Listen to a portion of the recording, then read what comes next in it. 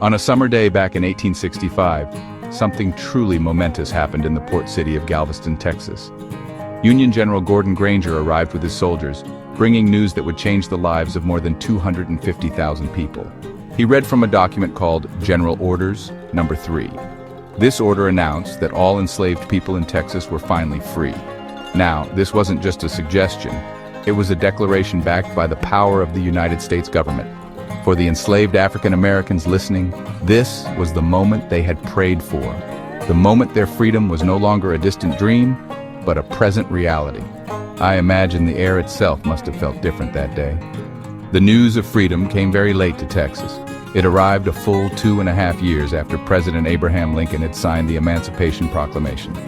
That important document, issued on January 1st, 1863, had declared enslaved people in the Confederate States to be free. However, Texas was the most remote of the southern states, and there just weren't enough Union troops there to enforce the proclamation. For a long and difficult period, slavery continued in Texas, as if the proclamation had never even been written. The arrival of General Granger and his troops finally brought the power needed to make freedom a fact on the ground. The order from General Granger was clear and powerful.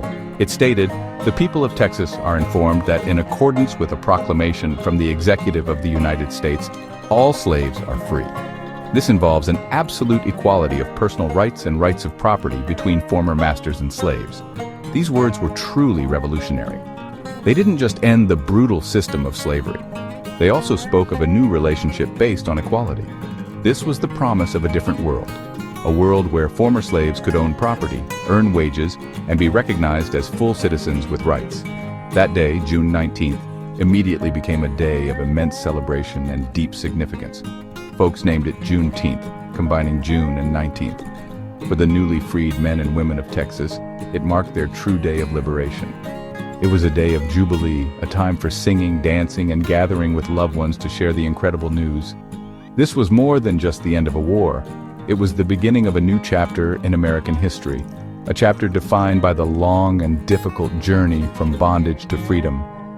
It represented the day when the promise of liberty finally reached the furthest corners of the nation.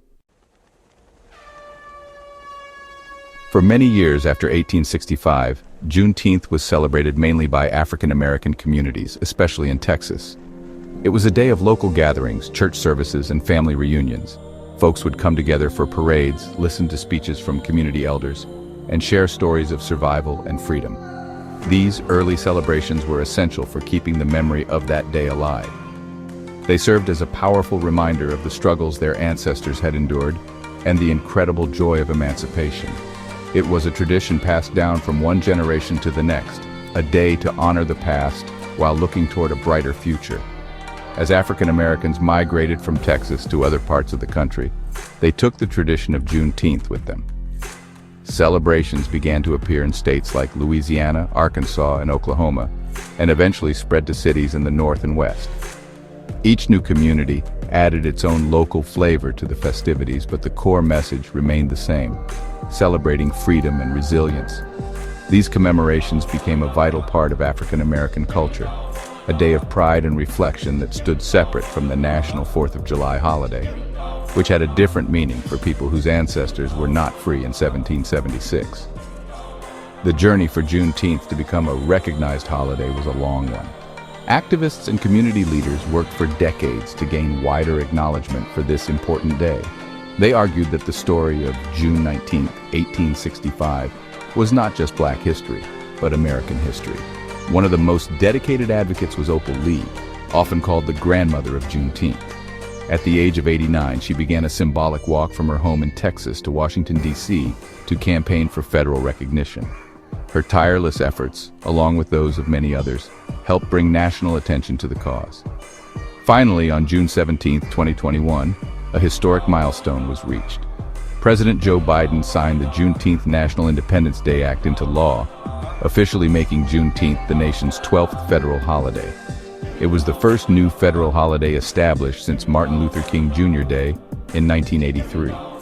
This act was a powerful acknowledgement of a crucial moment in the nation's history. It confirmed that the end of slavery and the ongoing struggle for equality are central to the American story. Making Juneteenth a federal holiday ensures that its lessons of perseverance and hope will be taught and remembered by all Americans for generations to come. Today, Juneteenth is celebrated across the country with vibrant festivities that honor African American culture and history. Families and friends gather for large cookouts and barbecues, filling parks and backyards with laughter and joy. These gatherings are a modern reflection of the very first celebrations, where newly freed people came together to share food and fellowship. Many communities also organize parades with colorful floats, marching bands, and local organizations. These public displays are a proud declaration of freedom and a celebration of the achievements of African Americans throughout history. It's a day filled with community spirit and shared happiness.